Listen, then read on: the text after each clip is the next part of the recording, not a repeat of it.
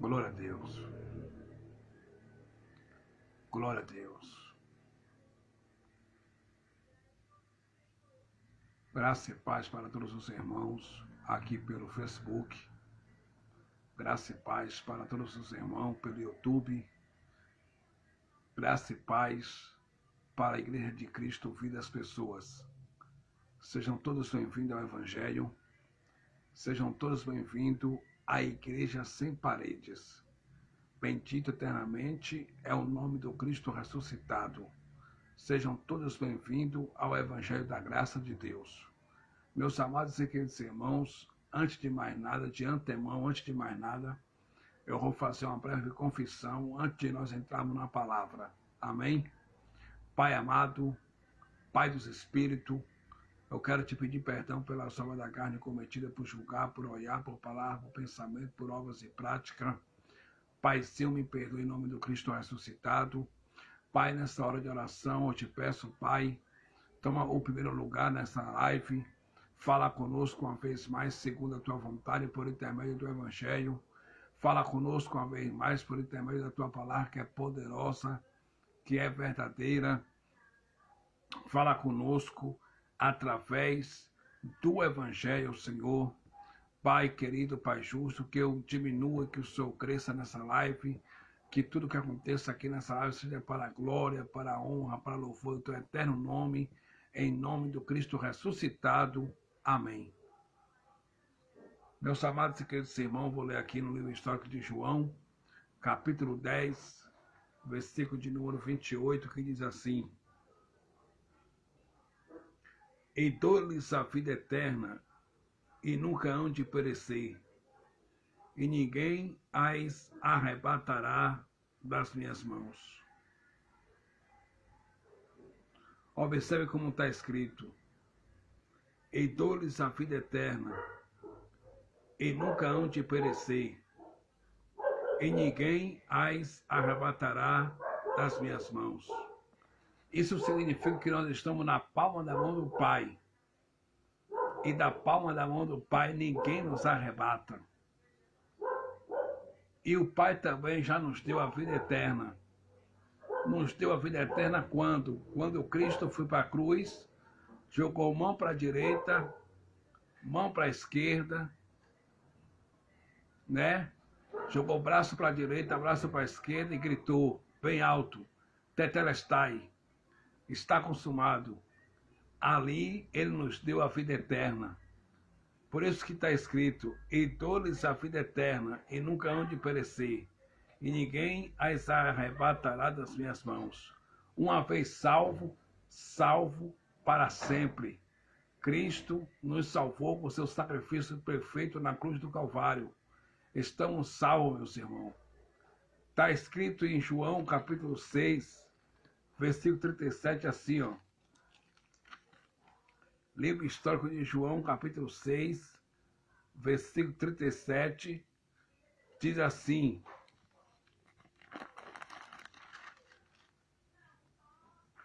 Tudo o que o Pai me dá virá a mim, e o que vem a mim de maneira nenhuma lançarei fora. Ele disse que não te lança fora.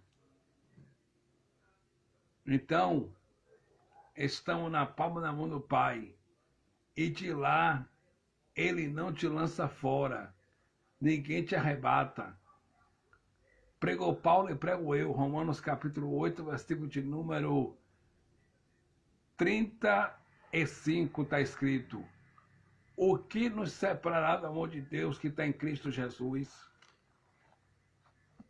Aí Paulo começou dizendo, né? Isso é uma pergunta interrogativa, porque tem ponto de interrogação. Romanos capítulo 8, versículo 35.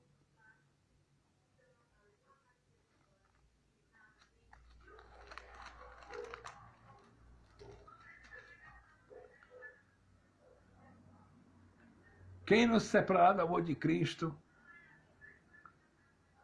Aí vai a tribulação, ou a angústia, ou a perseguição, ou a fome, ou a nudez, ou o perigo, ou a espada. Versículo 38, Paulo disse: porque estou certo de que nem a morte, nem a vida, nem os anjos, nem os principados, nem as potestades, nem o presente, nem o porvir. Versículo 39, Paulo disse: nem a altura, nem a profundidade, nem alguma outra criatura nos poderá separar do amor de Deus que está em Cristo Jesus nosso Senhor. Então, estamos inseparáveis do Pai. Nada nos separa do amor de Deus que está em Cristo Jesus. Você está inseparável do Pai. Nada te separa do amor de Deus que está em Cristo Jesus. Nada nessa vida. Nem morte, nem altura, nem principado, nem potestade, nem porvir, nem altura, nem profundidade, nem guerra, nem fome, nem perseguição, nem espada. Nada te separa do amor de Deus que está em Cristo Jesus. Nada te arrebata da mão do Pai. Uma vez salvo, salvo para sempre. E Ele já nos salvou. Quer ver que Ele nos salvou? Segunda carta paulina de Paulo a Timóteo, capítulo 1, versículo 9, diz assim: que nos salvou e chamou com a santa vocação, não segundo as nossas obras, mas segundo o seu próprio propósito e graça, que nos foi dado em Cristo Jesus antes dos tempos dos séculos. Salvou ou não salvou? Salvou. Ele já nos salvou. Quer ver que ele nos salvou? Tito capítulo 3, versículo 5. Olha o que está escrito. Não pelas obras de justiça que houvéssemos feito, mas segundo a sua misericórdia nos salvou, pela lavagem da regeneração e da renovação do Espírito Santo. Ele nos salvou. Estamos salvos. Uma vez salvo em graça, meu irmão, salvo eternamente. Ele nos salvou. E Ele nos salvou para a vida eterna onde, irmão Fabiano Santana? Na cruz do Calvário. Quando Ele jogou o braço para a direita, braço para a esquerda e bradou: tetelestai, está consumado. Ele nos salvou para a vida eterna. Entendeu? Então, estamos salvos, meus irmãos. Uma vez salvo, salvo para sempre. Tome posse da sua salvação. Creia na sua salvação. Tome posse da sua salvação. Ele te salvou. Ele me salvou. Tome posse. Creia nisso. Receba isso. Acredite nisso. Você já é salvo. Você já é uma salva em Cristo Jesus. Amém? Ninguém nos arrebata da mão do Pai. Ninguém. Eu prego hoje não é para salvar ninguém para a vida eterna, porque para a vida eterna Cristo já fez isso na cruz.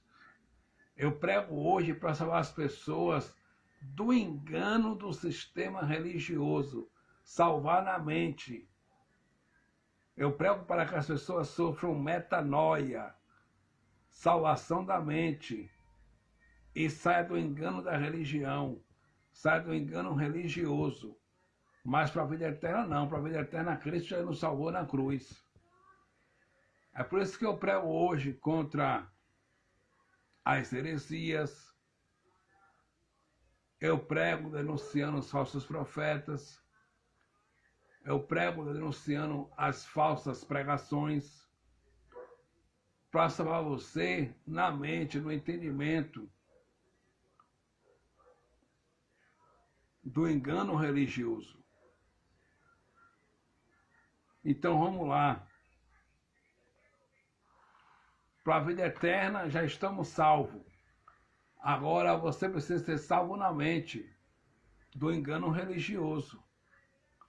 Por que, irmão Fabiano Santana? Porque você já é um salvo para a vida eterna, mas precisa sair do engano da religião. Precisa sair do engano religioso. Qual é o engano religioso? Eu vou dar um exemplo. Por exemplo, batismo nas águas. É um engano religioso que você precisa ser salvo. Você precisa ser salvo na mente. Porque o nosso batismo hoje em graça é na cruz de Cristo. Os intitulados pastores usam como exemplo o batismo de Jesus de Nazaré para batizar as pessoas nas águas. Mas Jesus de Nazaré batizou nas águas tão somente para cumprir a lei de Moisés. Não porque ele pecou, não porque ele tinha pecado, porque a Bíblia diz, esse israelita em quem não há dolo. O apóstolo Paulo diz que em tudo ele foi tentado, mas sem pecado. Jesus nunca pecou. Jesus é santo. Ele é poderoso. Ele é todo-poderoso. Ele é o cabeça da igreja. Então,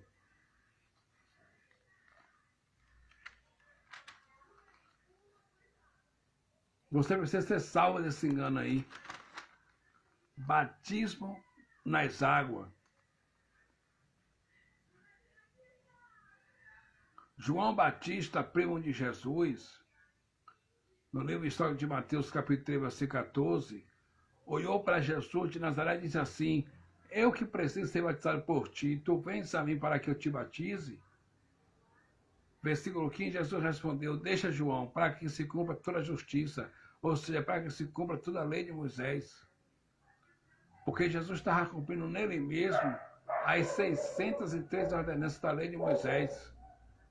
Porque nenhum homem, nenhum judeu da lei judaica conseguia cumprir as 603 ordenanças da lei. Eles sempre quebrantavam as ordenanças da lei de Moisés. O único judeu nascido de mulher que cumpriu as 603 ordenanças da lei de Moisés na íntegra foi Jesus de Nazaré. Por isso que está escrito em Gálatas capítulo 4, a saber o versículo de número 4, que Jesus nasceu de mulher, nasceu debaixo da lei, para remir, para salvar os que estavam debaixo da lei. Quem estava debaixo da lei? Os judeus de origem judaica. Jesus nasceu de mulher, mas vindo da plenitude dos tempos, né? Ele nasceu de mulher, sob a lei, debaixo da lei de Moisés, para salvar os que estavam debaixo da lei. Então, Jesus de Nazaré, tão somente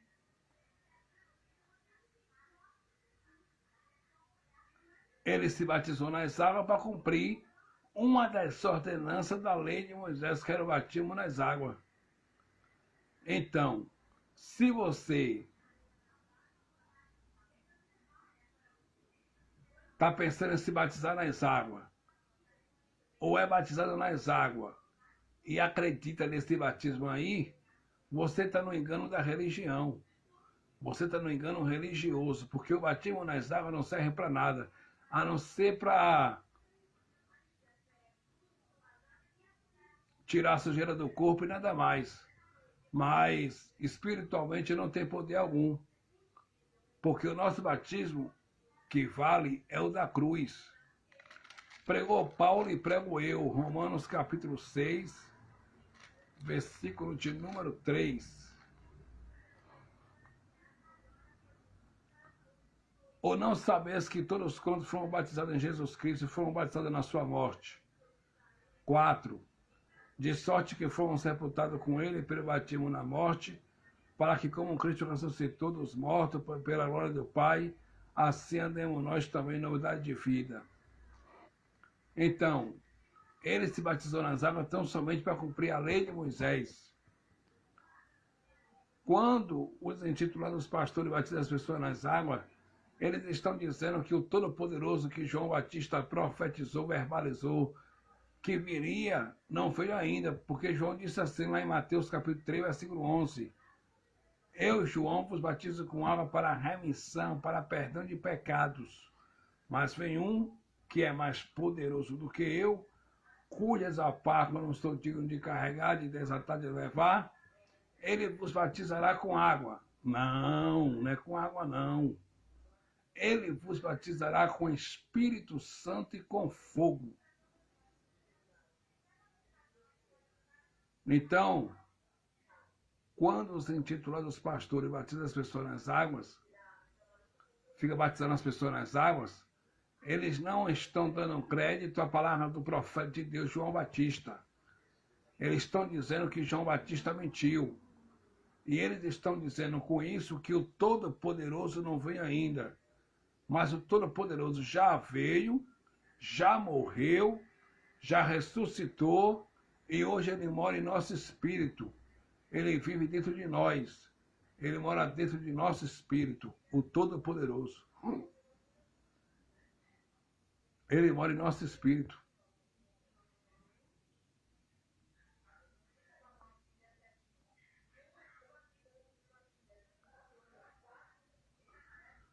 Paulo deu graças a Deus por não batizar muitas pessoas nas águas. Porque quando Paulo se converteu, ninguém pregou para Paulo. Foi o próprio Cristo ressuscitado que teve um encontro com Paulo no caminho de Damasco.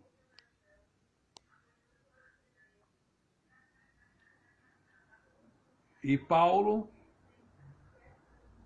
teve um encontro com Cristo ressuscitado no caminho de Damasco, caiu do cavalo, ficou cego. Depois foi restaurada.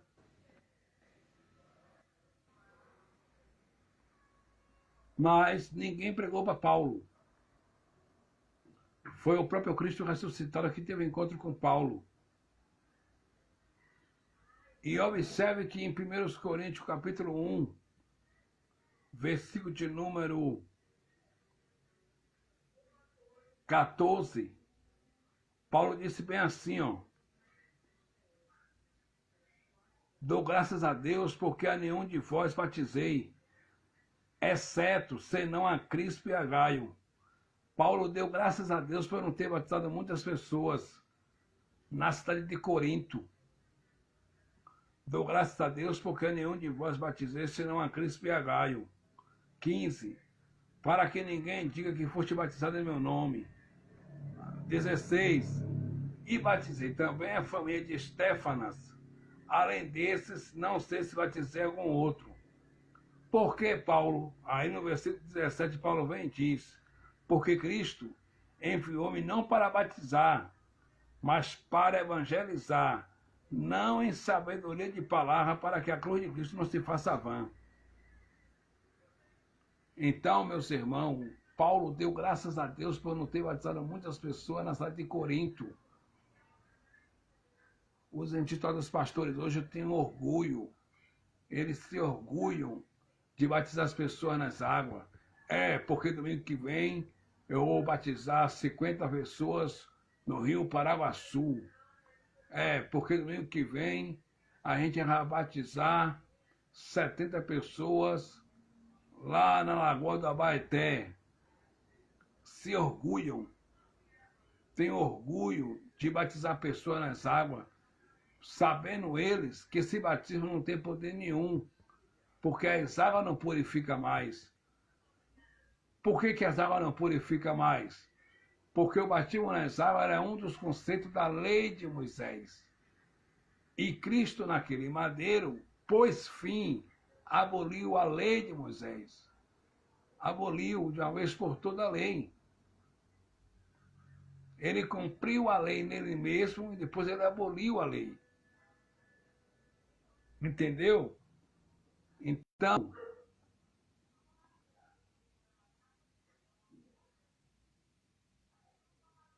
o batismo que tem poder é o batismo da cruz. É o batismo espiritual. O batismo da cruz. Esse sim tem poder espiritual para nossas vidas. Mas esse batismo nas águas aí não tem poder nenhum. Não tem poder nenhum espiritual. Outra coisa, meus irmãos, se você acredita nesse batismo nas águas, se você está perto de se batizar nas águas, ou se batizou e acredita, você está no engano religioso e você precisa ser salvo na mente desse engano aí. Você precisa ser salvo na mente desse engano. Você precisa sair dessa vida de religião, religiosidade, e vir para o Evangelho da graça de Deus. Porque isso aí é lei de Moisés. E Cristo aboliu a lei de Moisés. Em Romanos capítulo 10, versículo 4, está escrito assim: porque o fim da lei é Cristo, para a justiça de todo aquele que nele crê. Cristo não é a continuação da lei. Cristo não é a continuidade da lei. Cristo é o fim da lei. A lei acabou em Cristo. Foi abolida com a morte de Cristo. Ele é o fim dos batismos. Ele é o fim do dízimo. Ele é o fim de uma vida sacrificial. Ele é o fim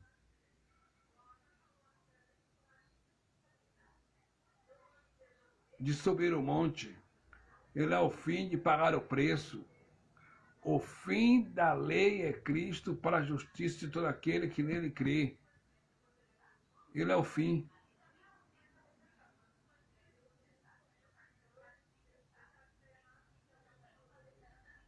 Em Efésios capítulo 2, versículo 15, está escrito que Cristo na sua carne desfez a inimizade. Isto é a lei dos mandamentos que consistia em ordenança. Que lei dos mandamentos que tinha ordenança? A lei de Moisés diz que ele desfez na sua carne. Ele aboliu na sua carne. Aonde foi isso? Lá na cruz do Calvário. Ele aboliu a lei de Moisés.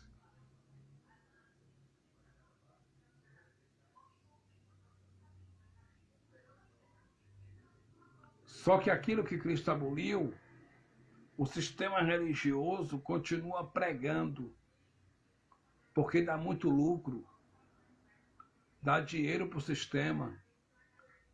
E aí o sistema não está preocupado que você seja salvo no entendimento e que você seja um cristão livre. O propósito do sistema religioso é te prender dentro dos seus açapões e te fazer um prisioneiro das suas ideias, te vendendo lenço ungido, te vendendo água ungida, que de ungida não tem nada, te vendendo fronha ungida, travesseiro ungido, envelope ungido, para você sustentar uma arranca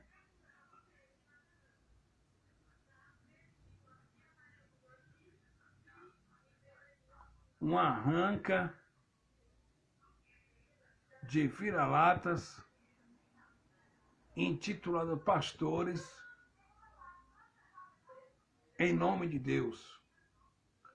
Esse é o propósito do sistema religioso.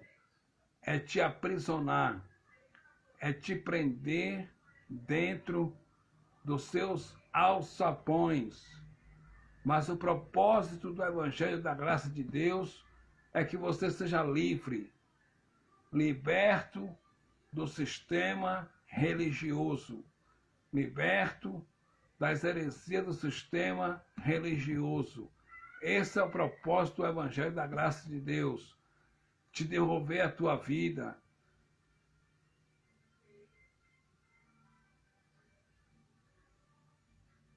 Esse é o propósito, porque foi para a liberdade que Cristo nos chamou. Pregou Paulo e prego eu, Gálatas capítulo 5, eu vou ler para você.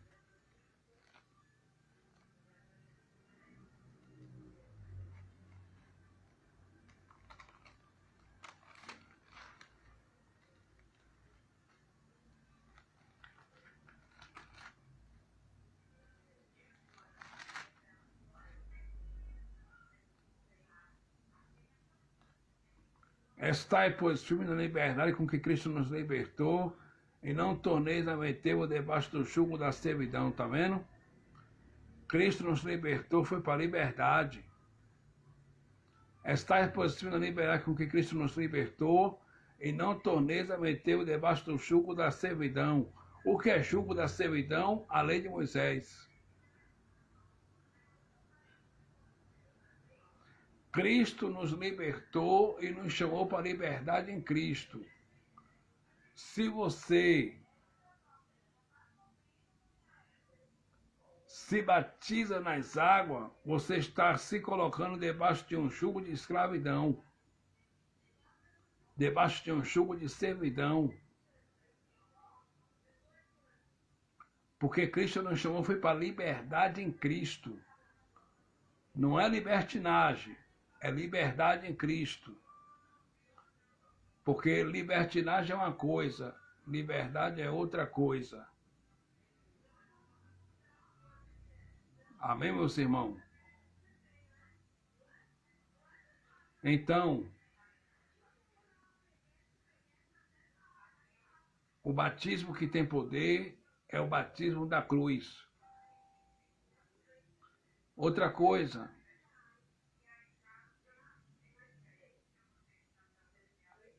o dízimo.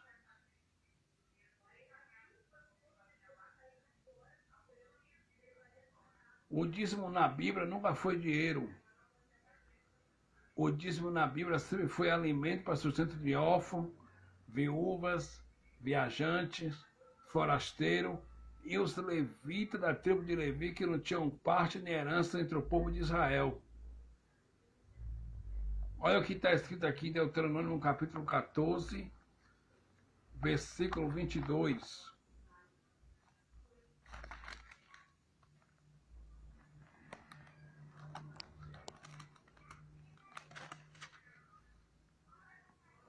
Deuteronômio, capítulo 14, versículo 22, olha o que diz.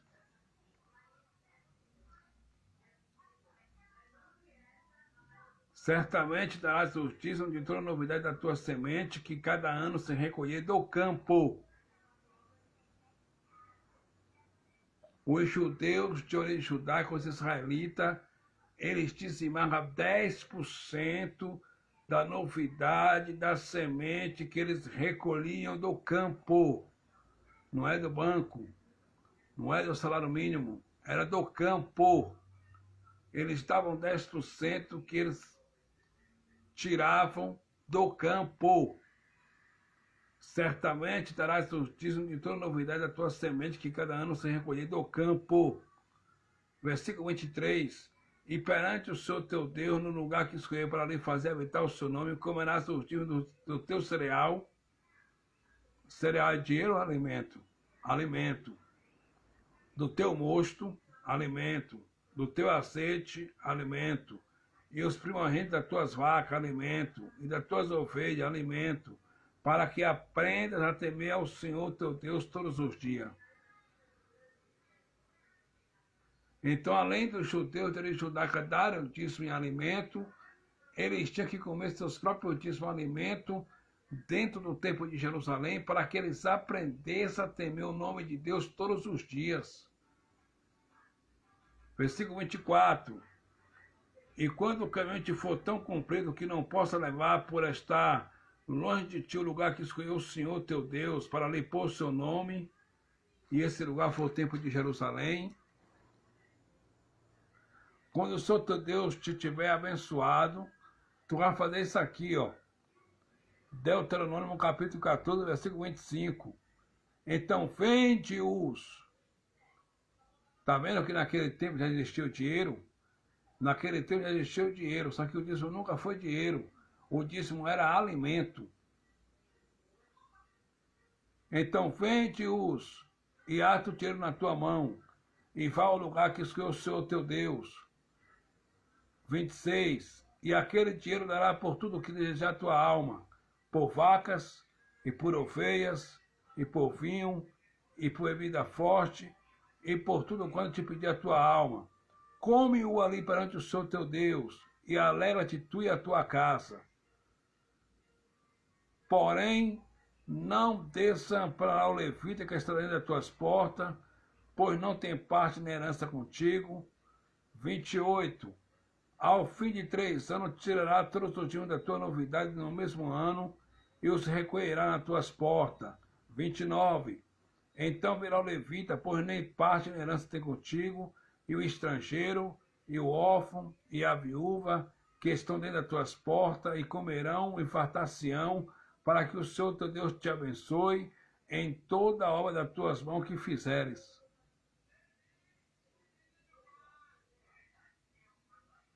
Tá vendo, meus irmãos? O dízimo sempre foi alimento, irmão José do Carmo Vieira. O dízimo, meu amado, nunca foi dinheiro.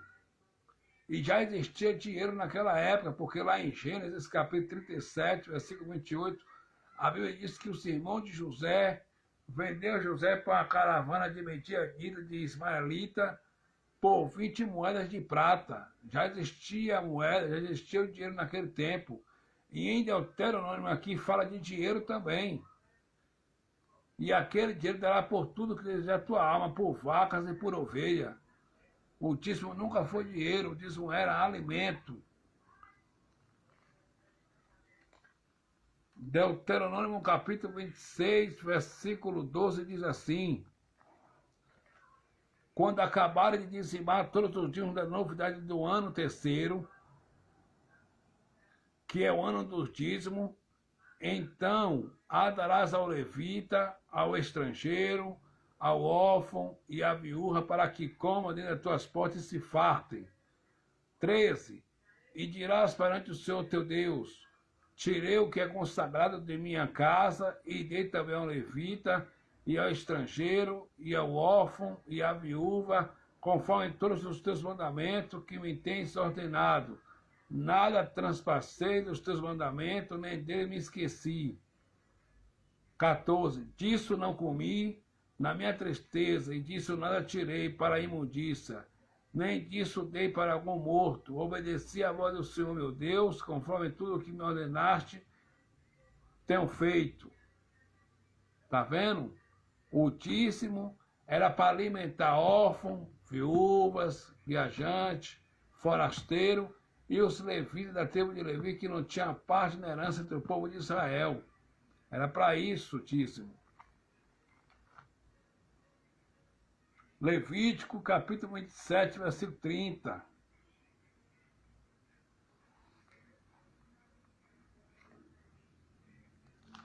Eu vou ler aqui.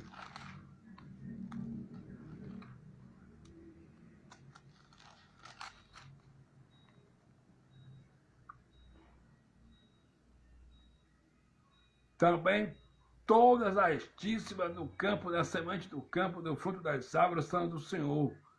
Santas são o Senhor. Tá vendo? Também todas as dízimas do campo, da semente do campo, do fruto das árvores são do Senhor. Santas são o Senhor.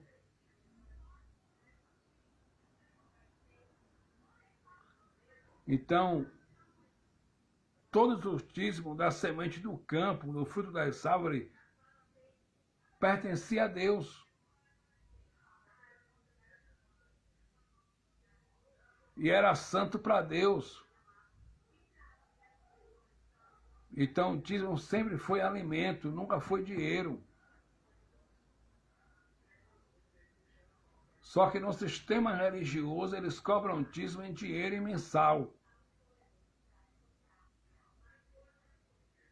Quem inventou esse falso dízimo em dinheiro mensal foi o rei da França, Carlos Magno, em 575 depois de Cristo, no Concílio de Malco. Ele pegou, oficializou o dízimo em dinheiro mensal. Por quê? Porque a religião católica, ela passou a fazer tudo por dinheiro, passou a cobrar indulgência, a vender o perdão dos pecados, a vender terreno no céu. Eles passaram a vender tudo. Aí o rei de Franco, o rei da França, o rei de Franco, o rei Carlos Magno, vendo que a religião católica estava corrompida, ele assinou um decreto para que o Papa da religião católica cobrasse o dízimo em dinheiro mensal. Aí o que aconteceu? O Papa passou a cobrar o dízimo inteiro mensal na religião católica e as pessoas que não dessem dízimo eram excomungadas da comunhão e eram expulsos do templo católico. Aí os intitulados pastores evangélicos gostaram da ideia, copiaram e gostaram. Seja bem-vindo à nossa live aí, irmão Reginaldo Bertoso. Graça e paz, Deus continue te abençoando. Eles gostaram da ideia e começaram também a cobrar dízimo em dinheiro mensal, todo mês. E dízimo é um grande roubo da religião. Dízimo é a galinha dos ovos de ouro da religião. Dízimo é a galinha dos ovos de ouro que dá muito dinheiro na religião. Então o que acontece?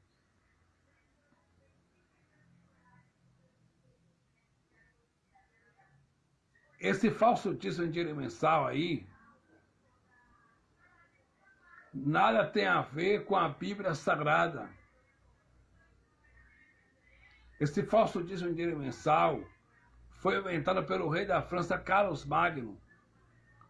E os pastores gostaram. Gostaram que dá muito dinheiro.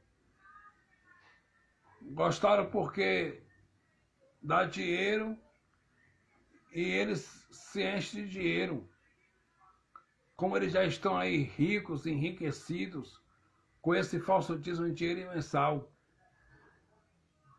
Então, meus amados e queridos irmãos, preste bastante atenção. Biblicamente, pela Bíblia, o dízimo sempre foi alimento.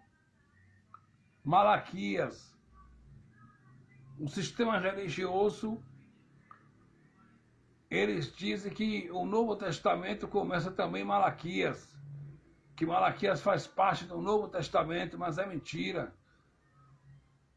Nem Mateus, nem Marcos, nem Lucas, nem João é Novo Testamento. Mateus, Marcos, Lucas e João são livros históricos que falam da biografia de Jesus de Nazaré, que conta a biografia de Jesus de Nazaré, mas não é Novo Testamento, não é Evangelho. Não é Evangelho. É livro histórico que fala da historicidade de Jesus de Nazaré. E Malaquias também não é Novo Testamento. Malaquias é Antigo Pacto, é Antiga Aliança, é Antigo Testamento. E Malaquias, versículos 6, 7 e 8, está escrito assim: se eu sou pai, cadê minha honra de pai? Se eu sou senhor, cadê o meu respeito de senhor? Ó povo de Israel, vocês estão profanando o meu nome. Vocês estão desprezando o meu nome. Por quê?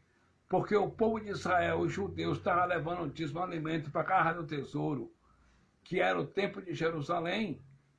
E, em vez do sacerdote pegar esse dízimo alimento e distribuir entre órfão, viúva, viajante, forasteiro e levitas da tribo de Levi, que não tinham parte nem herança entre o povo de Israel, eles estavam pegando, levando para suas casas o dízimo, os maiores dízimos, animais sem defeito, eles estavam levando para suas casas, repartindo com seus parentes, com sua família e comendo do dízimo.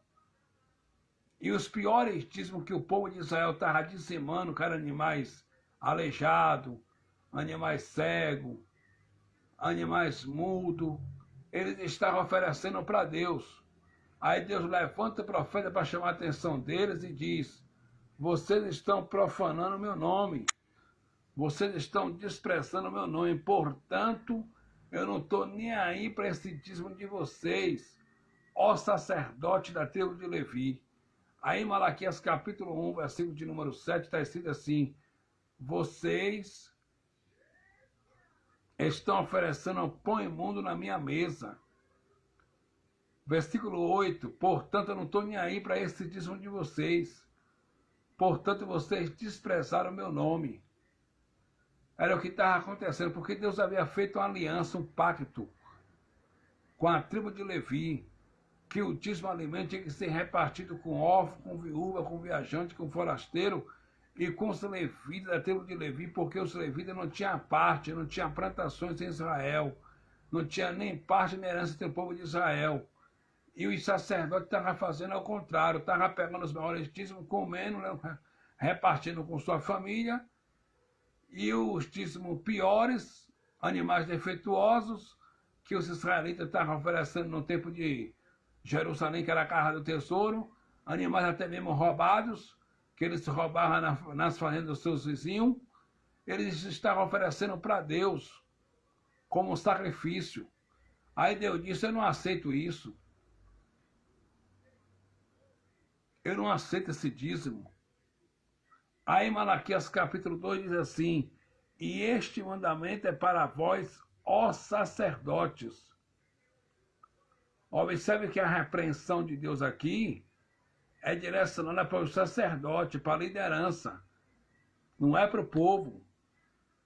E este mandamento é para vós, ó sacerdote.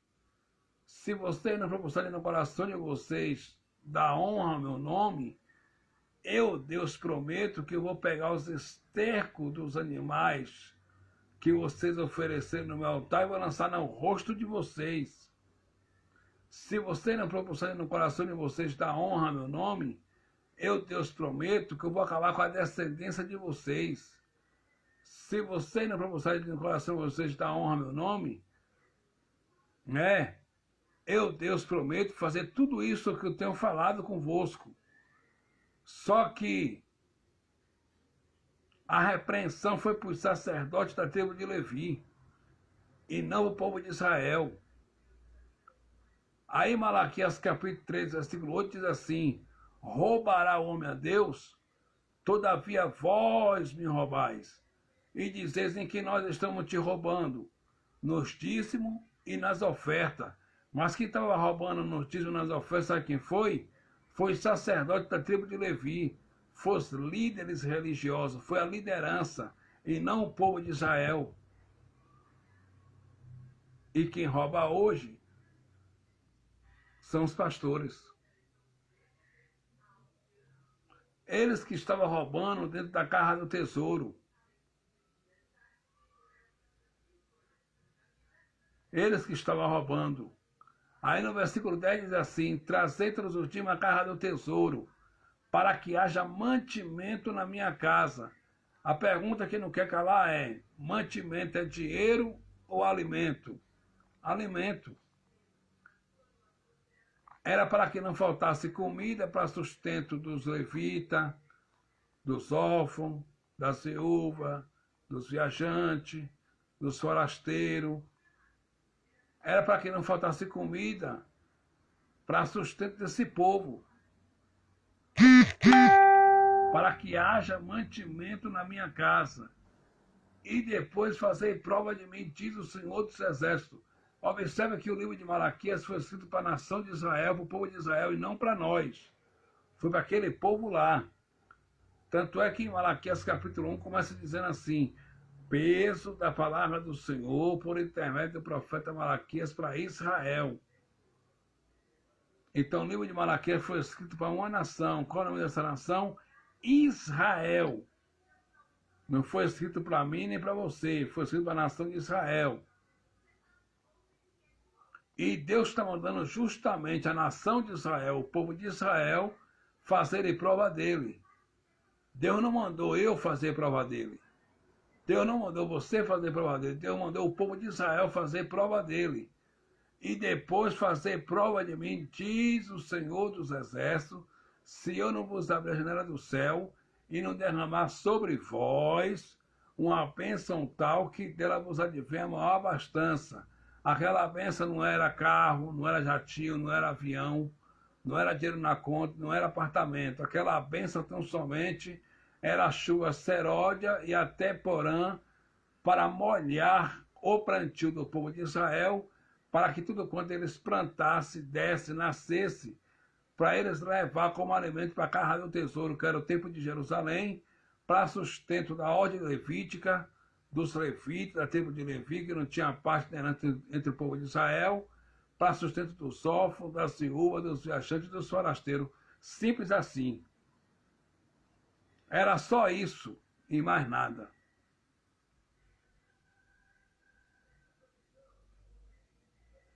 Só que lá em Israel, na lavoura do povo de Israel, existia uma praga de gafanhoto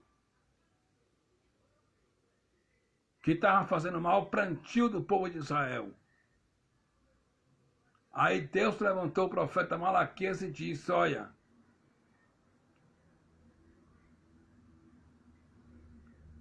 eu vou repreender o devorador, o migrador, o cortador e o gafanhoto, que eram pragas que faziam mal à lavoura do povo de Israel. Devorador, migrador, cortador e gafanhoto. O que é que o sistema religioso fez? Os intitulados pastores transformou o devorador, que é um simples inseto que come fruto da terra, em demônio. Eles transformaram o migrador, o cortador, tudo isso em demônio para colocar pânico e medo nos filhos de Deus e arrancar o dinheiro dos filhos de Deus.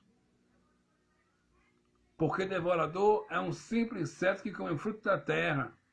Tanto é que no livro do profeta Joel, capítulo 1, versículo 4, está escrito que o que ficou do pulgão, o gafanhoto comeu. O que ficou do gafanhoto,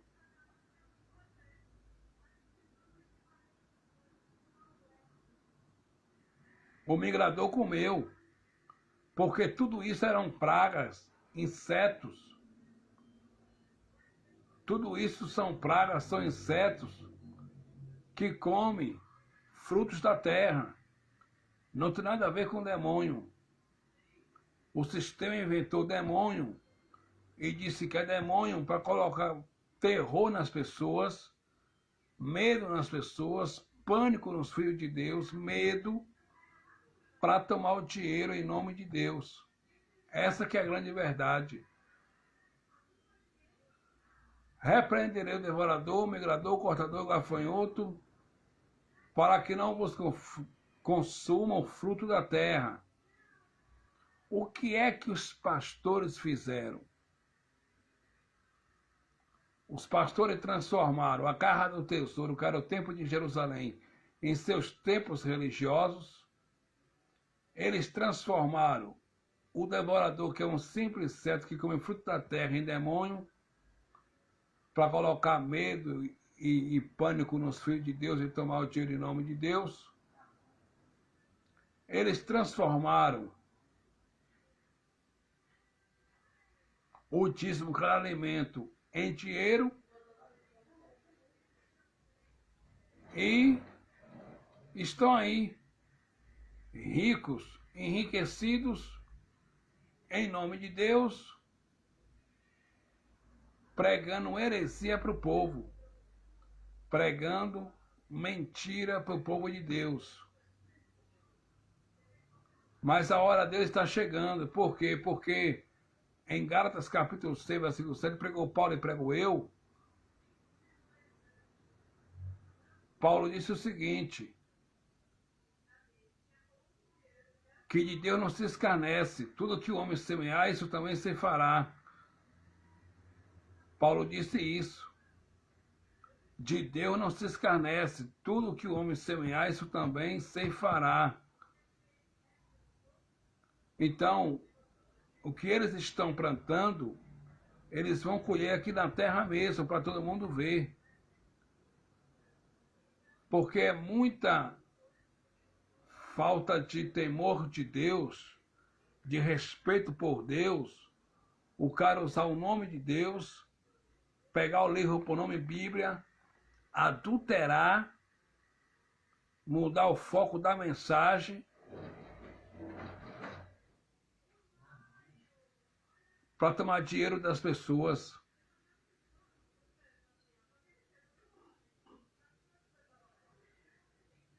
É muita falta de temor do Pai.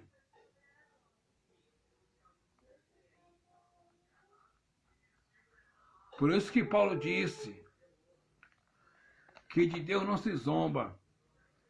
O que o homem semear, isso também se fará. Então, dízimo, meus irmãos, sempre foi alimento. Quando Jesus de Nazaré, conversando com os escribas e fariseus, em Mateus 23, 23, ele disse assim: ai de vós, escribas e fariseus, hipócritas, que dais o dízimo do endro, do coentro,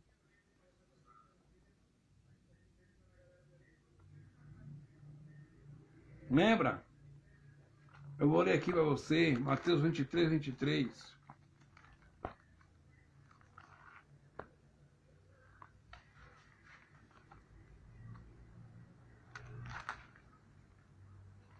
Até esse texto que está claro, o sistema religioso tenta manipular esse texto.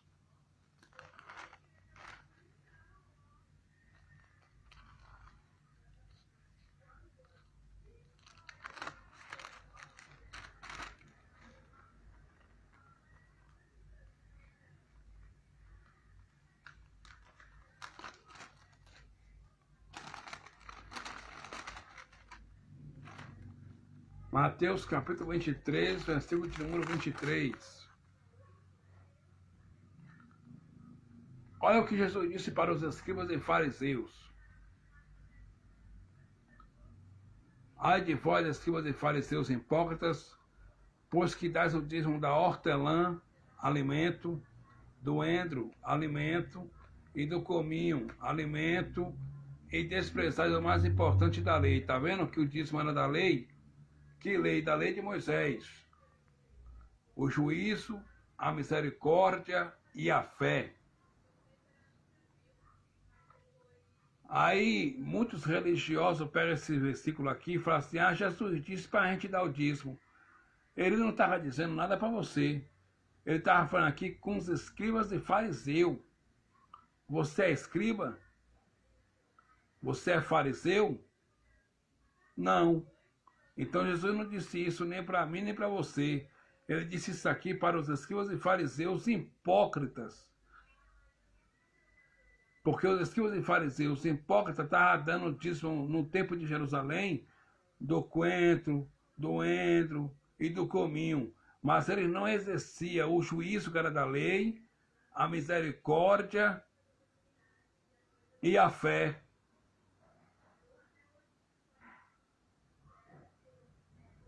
Eles estavam dando dízimo por dar, mas não tinha amor no coração, não praticava juízo, não julgava o direito do órfão, da viúva, não dizimava com fé.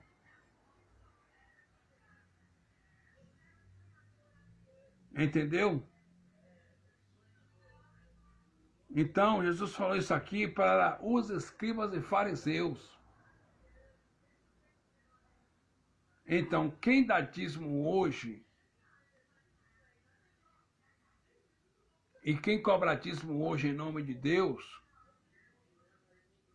está debaixo de maldição.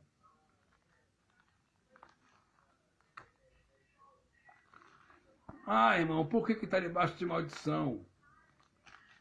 Porque pregou o apóstolo Paulo e prego eu. Gálatas capítulo 3, versículo 10.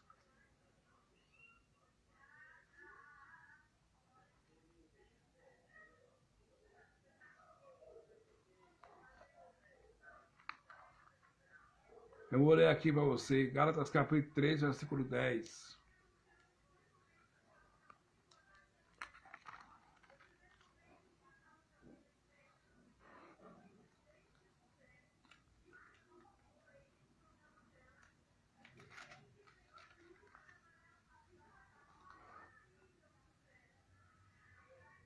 Todos aqueles, pois, que estão na sombra da lei, estão debaixo da maldição, porque escrito está: Maldito todo aquele que não permanecer em todas as coisas que estão escritas no livro da lei para fazê-las.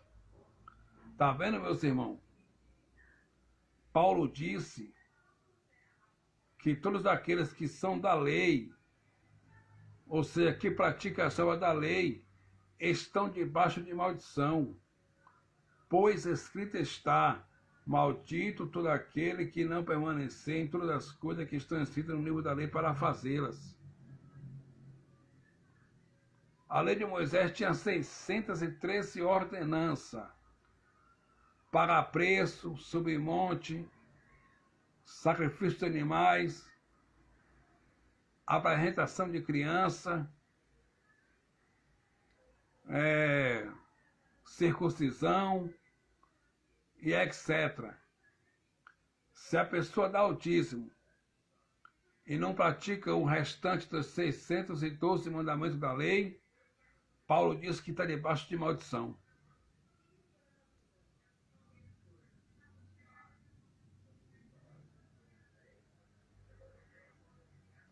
E os evangélicos hoje vivem debaixo de maldição, porque eles dão o dízimo, mas não praticam a circuncisão. Eles dão o dízimo, mas não matam animais. Não fazem sacrifício de animais, que também era da lei. Eles dão o dízimo e não cumprem toda a lei na íntegra. Então Paulo diz que está debaixo de maldição.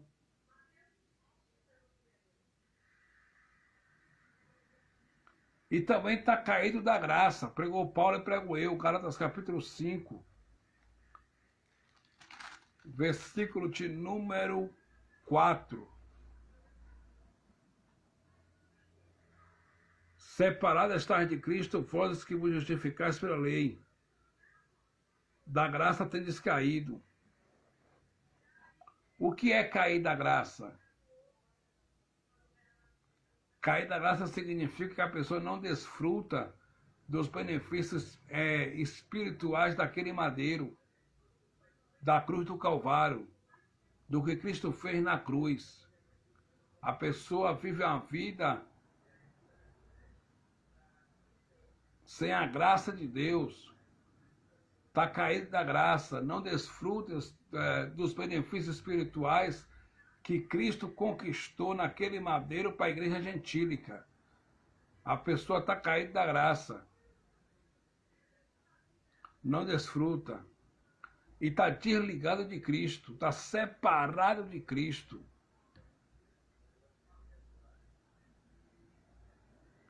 E os evangélicos andam com a Bíblia na mão, de terno e gravata, paz do Senhor para cá, paz do Senhor para lá, mas estão desligados de Cristo e estão caídos da graça. Só que se você mostrar essas verdades para os evangélicos, eles não aceitam. Eles falam: não, a gente não está caído da graça, não. Está repreendido em nome de Jesus. A gente está firme. A gente não está caído da graça, não. A gente não está desligado, separado de Cristo, não. A gente está firme. Mas o Evangelho diz que está separado de Cristo. E da graça tem descaído. O que importa para mim é o que está escrito no Evangelho. O que eu prego aqui é Evangelho.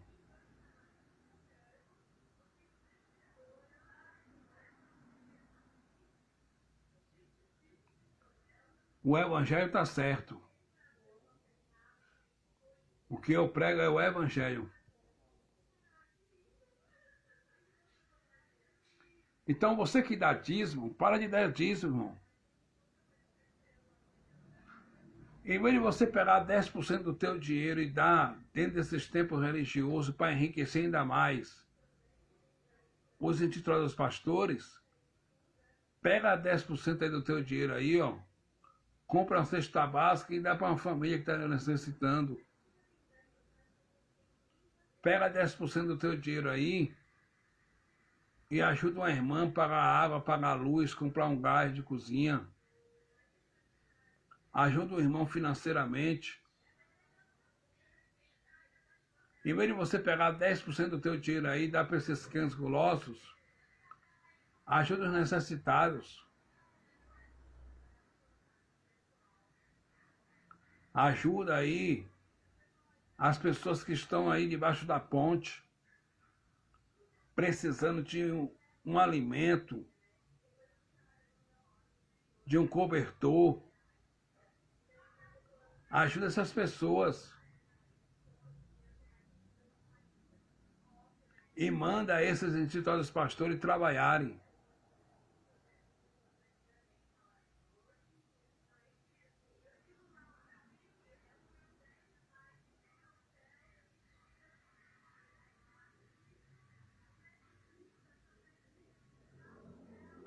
Porque isso que é a verdade.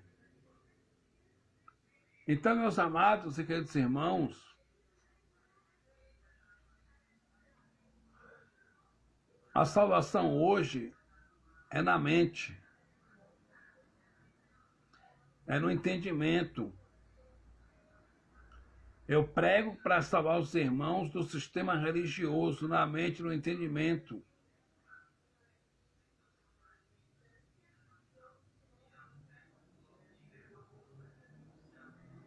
Amém? Que Deus continue abençoando a todos. E até a próxima live, em nome do Cristo ressuscitado.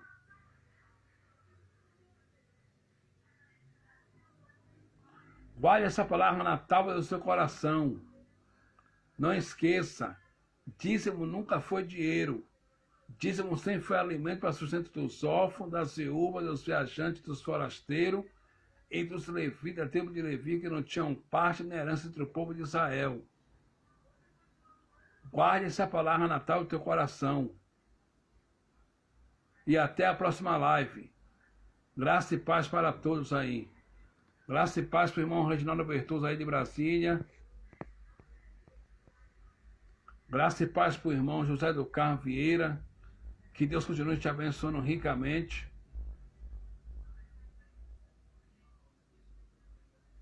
Enfim, graça e paz para todos. E até a próxima live. Amém.